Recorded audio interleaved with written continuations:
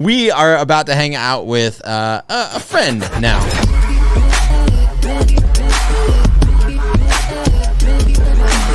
This is Auto Collabs.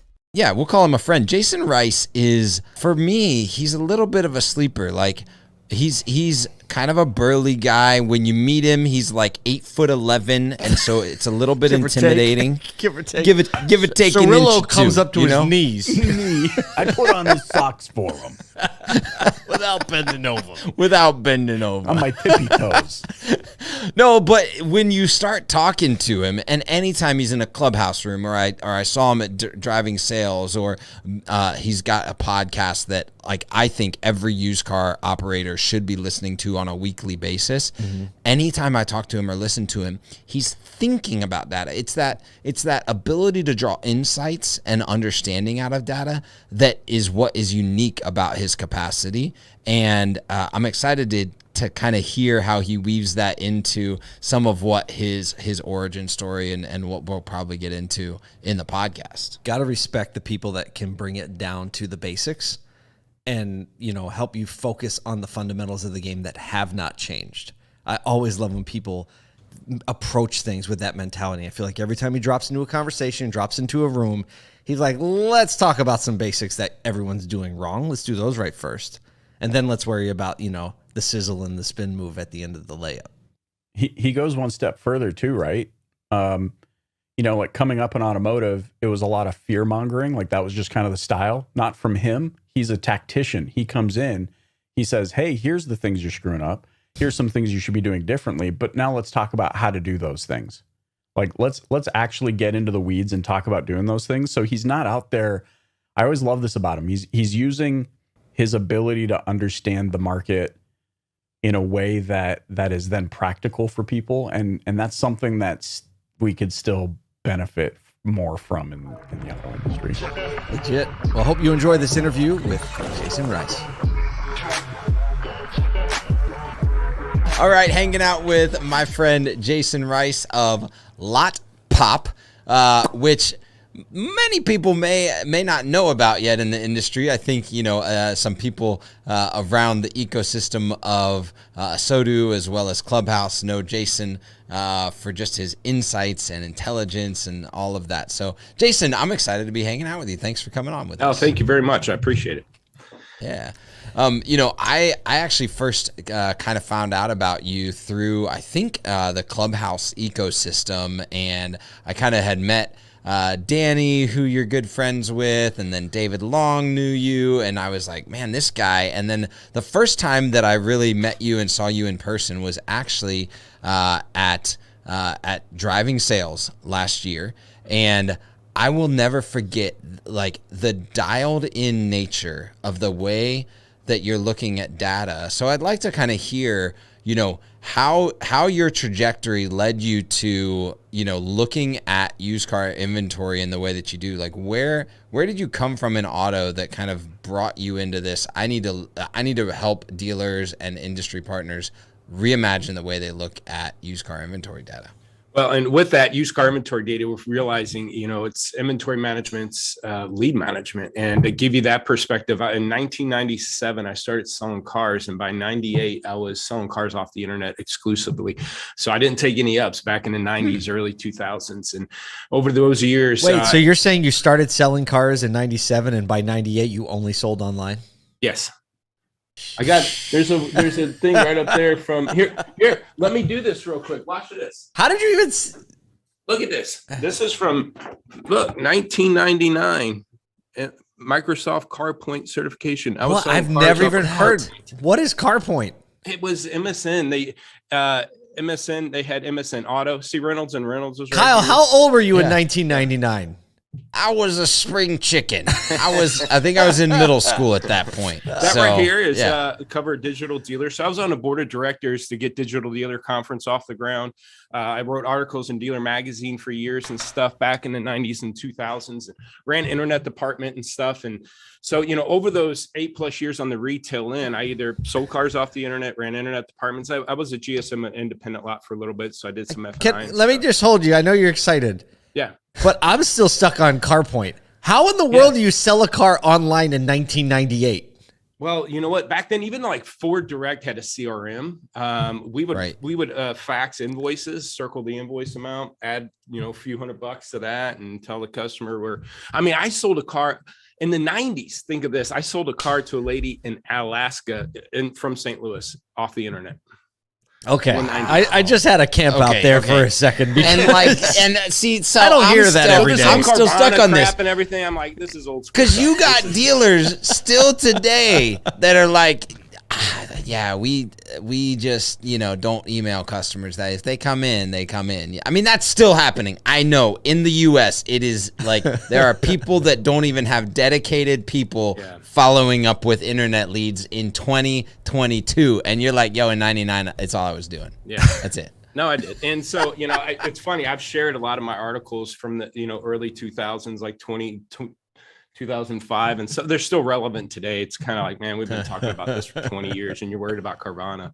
But yeah, it's been a while. So, that experience got me, I was going to go out and consult myself on internet, because back then, Sean Bradley, Corey Mosley, David Keynes, those are all guys going out there and creating their own internet consulting business. And this guy named John Haniotis, bless his soul, he was our web control, was our CRM. And he knew my passion of going out and doing that. And he said, hold on a second, before you do that, I got a gentleman I want you to introduce you to. He started a company, and he's looking to hire somebody. And that guy in 2005 was Dale Pollock. So Dale had a product called Empower Auto. It wasn't even vAuto yet. And it would score you out in how you own the cars to wholesale.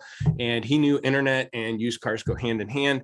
And he hired me in December of 2005. It was Empower Auto. And then within, I don't know, about a year of that, it transitioned over to vAuto. And we got the chance to, me and Dale, sit down at NADA this year on your guys' show and just kind of discuss kind of that old time background of where vAuto originally started. So I was there for 9+ years. So now our company's been around. It'll be 9 years September. In a month, it'll be 9 years. So we're kind of been in a sleeper pattern for a while, but the last couple of years to build a software and really integrating lead management and inventory management hand to hand. But again, I mean, think about that. Back in, like you said, in the night, I've seen the start of the internet and the revolution of what internet had did to the industry.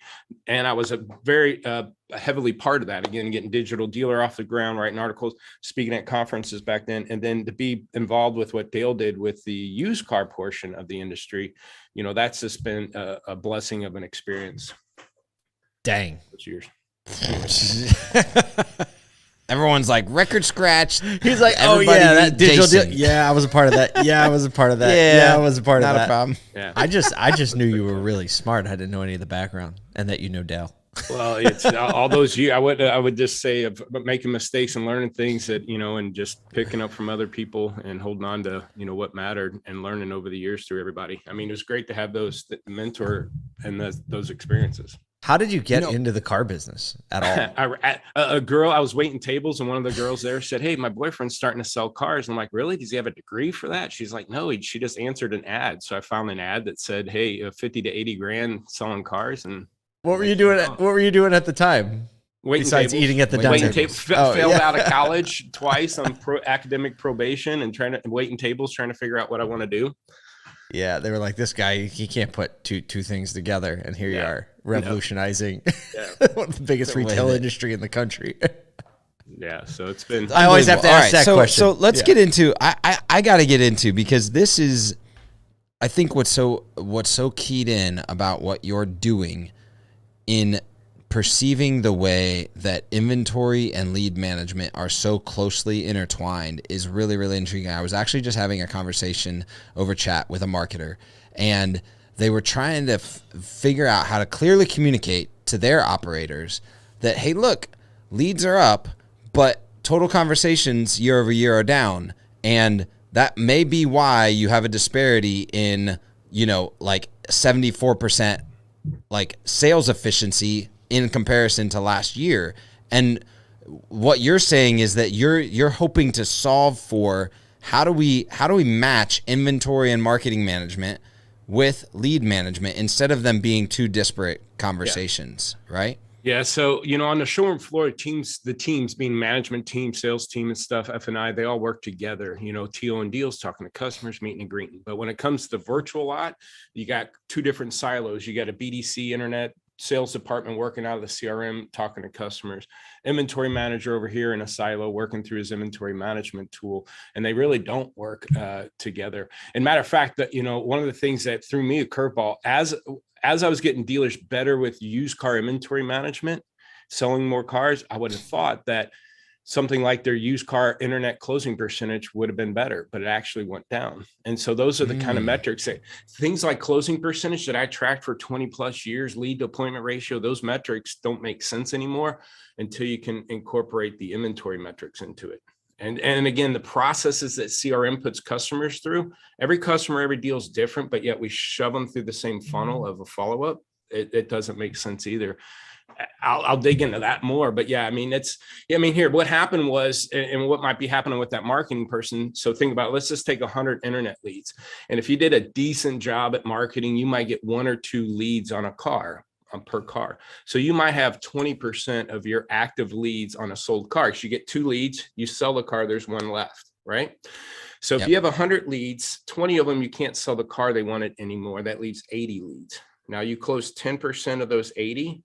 That's 8 deals. Your CRM says you have 100 leads. You sold 8 deals, 8% closing. Now let's take it a different step. Let's get more effective with photos, pricing, descriptions on my inventory. Instead of 1 or 2 leads, I'm getting 3 or 4 leads. Now all of a sudden, 100 leads, I got 40 that can't buy the car they wanted anymore. That only leaves me 60 to sell the car I wanted to today. If I close the same 10%, I'm only closing 6 deals now. 6 out of 100 is a 6% closing percentage. Now it looks like my team did a worse job, or the lead manager, or the marketing team did a worse job, because my closing percentage went down, when in reality it was just the way. And what we're finding now, I did a data set of 10 dealers, another data set of 10 dealers and good operators. One was 62%, other was 66%. Over 60% of these dealers' active leads are unsold cars. 60. If I had 100 leads, there's only 40 people left. I can actually sell the car that they wanted to today. That's staggering. So what do we do? Straight up staggering. Which creates like this massive gap issue between closing ratios, because everything that you expected, especially right now in an inventory crunch, both on the new and pre-owned side, but also as marketers get better at merchandising, putting products in the right place, brand build, all of those type of things. And so it's interesting. Like you get more leads, but if they're all on the same cars, then your sales efficiency actually drops, because you're not turning those gap people. And you're just pissing off customers. And so what would we do? Well, 2 things. Yeah, cars, you're getting more activities because of demand, more people reaching out, because cars are moving faster too. So I need less leads to sell the same amount of cars. So we had a dealer who's blown the ball off the cover, but his leads per car dropped off. And I'm like, man, that's weird. Why his leads per car drop off? Well, he went from, a 25-day average sale rate to 18-day average sale rate. So cars are moving faster. He didn't need as many leads to sell a car. It's kind of like VDPs, or SRPs. It's like when your inventory is more efficient, you need less to do it, right? They're selling. You don't have a 60-day-old car driving all these VDPs or driving all these leads anymore, right?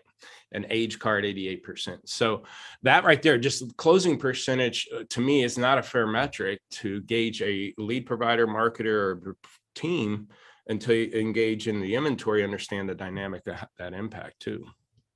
And I want to say that, because we like to be clear, because we got a lot of different people. When we say VDP, we mean the vehicle detail page. So how many people have viewed that actual vehicles page? SRP, meaning the search results page. So all like that car in the myriad of other search results, whether it be a third-party inventory provider like an Auto Trader or Cars.com, or on a dealership's website. And the all of these variants have an impact on both lead volume and also closing ratio, because it'll never fail. What? And some dealership gets the '08 Toyota 4Runner that is in perfect condition with 140,000 miles on it, and everybody from Colorado to New Hampshire to Florida is interested in it, even though it's in St. Louis, right? Yeah. And all of a sudden you got 500 leads on this car in 3.5 days.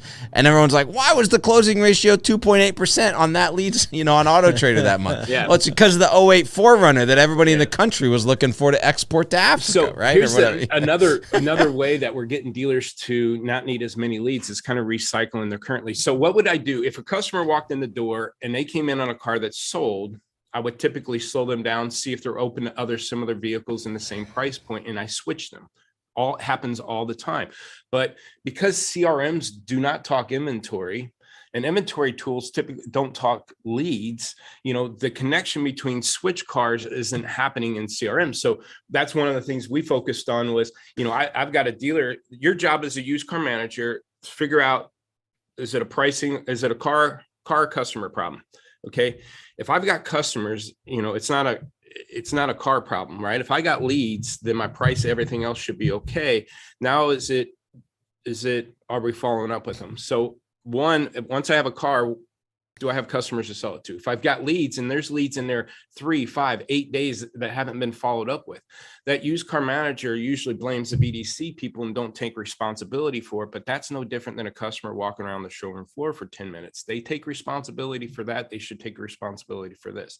But that's the thing. If you got 5 leads, but the other avenue is I've got dealerships, I'm looking at a couple cars right now, 6 active leads and 2 switches. Switches, again, these are active leads that we're looking at a compact car and that are within, $2,500 high or low of that similar car. So now you go from 5 leads to 10, 15 leads because you have not the 5 that you got plus the other 5 or 10 that you might be able to switch to this. So if I can recycle the leads I already have, I've already spent money on, know the customer name, contact information, I know the segment and price point they're in. Why can't I switch those customers to those cars too? And that's just another big disconnect, again, with CRMs not involving inventory. All right, so here's because this is called Auto Collabs, the actual name of the podcast, and we're really emphasizing this collaboration. And so obviously between lot pop and dealers, there's this collaboration happening to gain efficiencies, right? And make sure that we're checking all these things.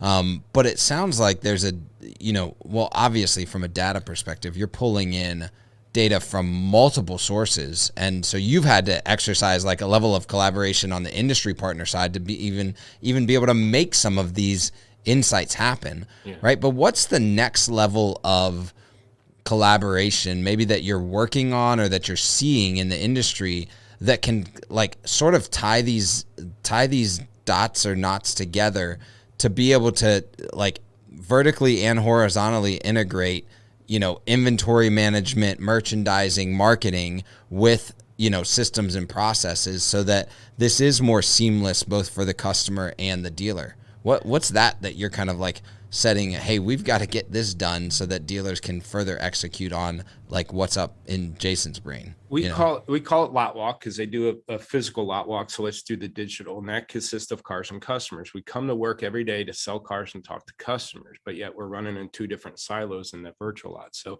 to your point, yes, we're pulling from inventory management tools. I don't care which one, and your CRM, I don't care which one, and collaborating. And the biggest aha moment that I go, because again, my 25 years of internet process management is the CRM functionalities. I think there needs to be a big industry shift. Here's why. Again, we take every customer and every deal and every car and put it down the same funnel. Now, and what I mean by that is a typical CRM follow-up process would be, okay, it's a fresh lead. So for the first 7 days, let's call them every day. Right? 2 or 3 times a day. And then once it's 2-week-old lead, maybe every other day. And by 3 or 4 weeks old, it's once a week and maybe once a month. There's some CRMs that want you to put through automated system after 14 or 30 days and just let automated system follow up these leads. Well, here's the problem. 2 things. One, cars.com did a study and 60+% of people are taking 2 months or longer to buy. We've always known at least 40 to 50 days plus before people are actually pulling the trigger. It's one thing if they're shopping, it's another thing if they're buying. So here's a problem. I always ask a used car manager, let's say you have an aging policy of 60 days and you got a 55-day-old car that you're below market. You don't know if you want to wholesale it or not, but you have 5 leads on that car. So let me ask you, Paul, if you had 5 leads on an aged car, how often would you want to call those leads? 5 leads on an aged car? On an aged car, and you got 5 leads on it. How often would you want to call them? Call them every hour. Like, I'd be all over it. But what if those leads are 40 and 50 days old?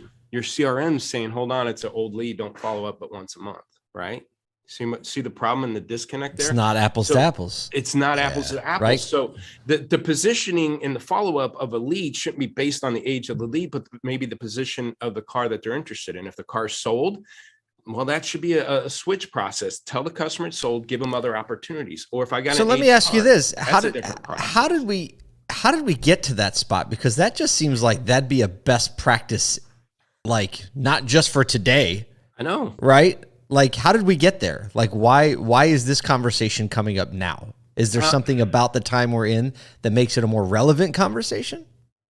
Well, yeah, because again, I think one, if the economy slows down, you might be getting less leads. So you got to maximize every lead you got. I don't care the age of the lead, is the position. If I got a 60-day-old lead, but they're on a car that's still in stock, that means they're on a 60-day-old car. So right. Shouldn't I increase the frequency of contact ratio with that? But so I think if leads start going down due to the recession, and or you're short staff, you need to maximize every lead you have and maybe recycle the previous leads. If I got a 14-day-old lead and they want an Escape and that Escape sold, were they really looking for a 17 Escape, or are they just trying to find an 18 grand SUV?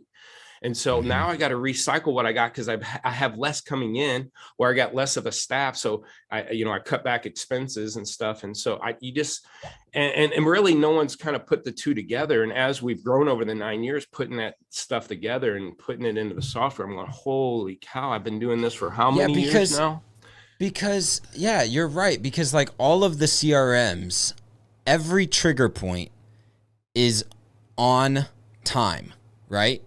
Or previous communication. So it's like time or previous communication. We don't have other trigger points built into the system, right? Mm-hmm. Like age of car or vehicle that they were interested in sold. Like I've looked at a bunch of CRMs. There's not another CRM. There's not a CRM out there that has a trigger point for vehicle of interest sold. Well, now do this. The weirdest part, this one blew my mind apart, is like, and it doesn't, I'm doing this for 25 years, but how has this not happened? Let's say, so our job as an inventory manager, we're helping find holes in their inventory. Example would be, to your current sale rate, you got way too many trucks. You got 20 in stock, only sold 5. Your trucks aren't moving, right? So as a used car manager, we want to focus on trucks. Well, do I go in there and drop prices? Well, here's an analogy I give. Let's say you have on your physical lot, and I point out to this lot over here, on a physical lot, if you have holes in the front line, you call the porter out and say, hey guys, let's start moving trucks around, right? You start physically moving trucks around or vehicles around, and you see a customer out of the corner of your eye. What do? Keep moving trucks around, or do you stop and help the customer? You stop and help the customer. Okay, so I'm telling you, based on your current carry to sale rate, you're not selling enough trucks. Do you go attack the trucks, or one, do you want to go look at the leads, right? Let's go look at the customers first before I start dropping prices. Now tell me a CRM that you could go into that you can isolate large pickup trucks and just look at large pickup truck leads. You really can't. You have to. So let's just isolate large pickup trucks. And I've got a dealer had 111 large pickup truck leads. Well, of those 111, 40 still had the car in stock. The other 61 were on trucks that sold. So I got to work the 41 first because I could actually still sell them something today. And then of the 61, do I have something I can switch them to? I know you wanted that Ram, but would you be interested in this F-150? Now let's start working those. So the way my CRM should work is by the positioning and issues on my lot, not based on the age of the lead. But there's that huge disconnect. And I'm like, well, because again, CRMs are built out to get a hold of the customer. What are CRMs saying about this? I know. I'm like super intrigued now. I'm like, have you talked to Drive Centric and Vin Solutions? And I've had those conversations a little bit, but what's the response? Because my response is like, yeah, that makes sense. But it's a great idea. Kyle, your suggestion, like, hey, car sold, what should we do next? It seems like a really great and rational idea. I'm not bashing CRMs. They're doing what they're designed to help communicate with customers. So for sure. But what's stopping way to text people and GIFs or GIFs, whatever you want to call them, and videos and right? Yeah, no. I could care less about that. This is called Auto Collabs podcast, and you're bringing an insight that's like, yo, we need to have this conversation, and so we're there probably has to be two shifts. one, the used car manager needs to be your internet director. They need to understand every lead they have and be just as responsible. I pull it up all the time. I said, guys, what would you do if a customer was on your showroom for 10 minutes? No one said hi. You would throw a chair through the window. But here's 5 leads that no one's called for 14 days, 10 days, and 8 days. What are you doing about that? So one, the inventory manager now needs to be your internet director. And then you got to get the internet people to understand, again, the positioning and the issues of the lot. Hey, we're not selling enough out of our 31 to 45 bucket. Go attack those leads. Well, how do you do that in your CRM? You really can't. And that's, again, we're kind of I'm just kind of exposing this because, again, it's just one, having the platform, but two, just sometimes it's a over the head conversation sometimes too. I'm about to call like 5 people when we get off this podcast. Like, we're about to release a podcast. Right now, I'm about to blow some stuff up because as I'm thinking about it, I'm thinking, okay, because in my seat when I was at the dealership, right, I was in the marketing and business development type arena, right? Yeah. But I also had a lot to do with the training and the processes, and I had managed the BDC before. So I did a lot of that manual work, right, where it was like, oh, shoot, I just watched my GM look at the inventory because we have an inventory call, and we saw that our 31 to 41 day bucket just got blasted with a bunch of cars that we bought, from Enterprise, and they rolled from 29 to 31 over the weekend, and we've got to do something about it. And I would go into the CRM and be like, oh my goodness. So I would run down to the BDC, be like, hey, look, here's the list. Make sure that happens, right? But that was a super lagging indicator on what was happening because we should have been attacking that at day 29, not at day 31 when it rolled the bucket, right? Yeah. And exactly. And if the BDC had worked that on Friday instead of Monday, all of a sudden, like, we may have had Saturday traffic on some aging cars, and we wouldn't have rolled that into that bucket. And then on Tuesday, when we had the pricing meeting, we wouldn't have adjusted the prices for the next weekend because we would have sold the car, right? Exactly. Well, the other attack that we're doing, and so here's the thing: like, we're gonna make sure that conversation. I'm promising to you that at some level, we're going to get some CRM to at least engage the conversation. I don't know how many you've talked to yet. I'm just like making a promise to you because I'm turned up about it. You said you get excited, Jason. I don't know if I'm going to be able to end the podcast because Kyle's excited I know, now. it's just that we're going to keep talking and it's going to be an hour podcast. But see, look, you got 2 things. One, to help even expedite that faster is a lot of times when you get a fresh car, we price it up 104, 105%. We wait for photos to get done. So, of course, we're not getting much activity on this car.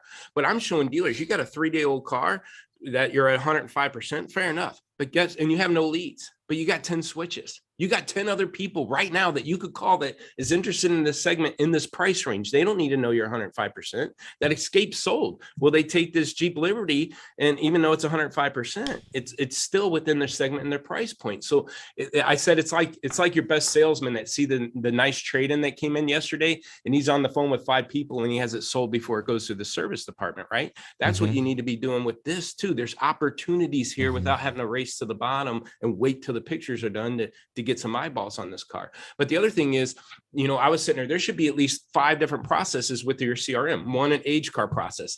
Every time a car ages, any leads on that start going down this process. It's a different communication, right? It's a sense of urgency. I'd rather cheap sell to you than to the auction and another dealer, blah, blah, blah. And I'm calling email, and I don't care how old that lead is. I'm calling an email. And then there may be a high price process, right? Maybe it is that Escape at 104%. But if I get a lead on it, somebody's willing to overpay for an Escape. They must like equipment, color, feature, or options, right? So let's offer to take it to their work. Let's offer to take it to their job. Let's offer, do a video on it. Or that lifted truck, that's another process. The lifted Jeep, we're focusing on different things, right? So if you just think the switch lead, that's a different process.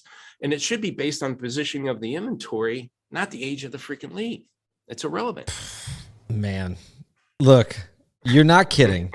We could easily talk about this for an hour. We're going to have the opportunity to talk about it for an hour, 2 hours, 2 days at a SotoCon for sure. Yes, without a doubt, the mentality and the experience that you bring to the conversation, right? It's like this is just waiting for a bullhorn to hit it. And then like to really move to some substantive change. Because like you said, like now that you have more of a platform, right? We're going to do everything we can. Kyle's all fired up. He's got speed dial numbers. His head's over there spinning. I can see it. But that is just quintessentially what we're trying to do through this podcast, through these conversations, and really through these relationships. Because if you're just listening, you don't understand that these relationships that we're featuring on this podcast are actually go far beneath what the podcast actually is. The podcast is just you seeing it for a second, but there's a lot, this undertow and this undercurrent in the automotive industry that is actually flowing. And we're just about to start seeing people moving in a direction because of the undercurrent, which is a good thing, right? Undercurrents are usually a bad thing, but this undercurrent is a really good thing. Jason, I just want to thank you on behalf of Kyle and Michael, who couldn't be here today, for just spending a little time with us. And boy, do we know this conversation is not over. All right, I feel like that interview could have gone for an hour easily. And he kind of said that at the beginning. He's like, you better stop me because I'll go for an hour. And he will, right? But it's a good hour. It's not like the guy that talks your ear off where you're like, and let me tell you about my third surgery, you know? Cirilla's going to be that guy when we're older. I thought that interview could have at least gone for 20 minutes less than it did. Well, first of all, he started with the story about him selling cars on the internet in 1998, 1 year after he started selling cars. 98. And in 98, he's selling cars on literally not just like one or two out of his however many he was selling. He's like, no, 100% only did it online. Yeah, he said, what did he say? He's like, I got a job at a dealership in 97, and by 98, I only sold cars online. Wow. Which I said this in there, but what still blows my mind is like if this cat is in 98 when floppy disks are still a thing. Oh my gosh. Were they? I know, right? Were they really in 98? Oh, yeah. Oh, absolutely. Yeah. Absolutely. Like late 90s, we still had some floppy disks and some green screens going on. But if that's still a thing. Not the kind of And green this guy- screens that half of our audience thinks we're talking about. He means a computer monitor that only has two colors, green and white. Right?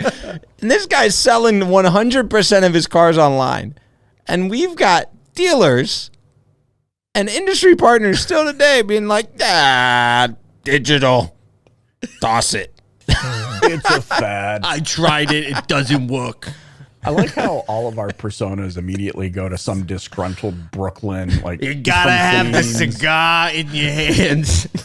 Let me tell you something. He tries to be Cirillo. Italian, but he's really from, whatever the guy is. Forget Web 3. I'm talking about Web nothing.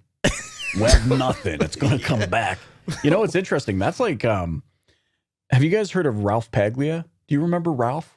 Yeah. He was in this Wild West era, like him and Jason. That's what this reminds me of. And you think about where we are today, it would have never happened without individuals kind of blazing the trail, like Jason, or individuals like Ralph, David Kane and Ralph. And, like they just thought, how can I think outside the box? Like, why does the internet exist if not to sell more vehicles? I love that train of thought. And I mean, you're right. The conversation could have gone for at least 10 more minutes, just picking his brain about what that looked like and the struggles and like the lessons learned about getting that kickstarted and moving. Yeah, absolutely. I think we lost Paul. All right. Well, that was our conversation with Jasen Rice here on the Auto Collabs podcast. Thanks so much for joining us. On behalf of Kyle Mountsier, Paul Daly, who's nowhere to be found, and myself, Michael Cirillo, thanks so much for joining us.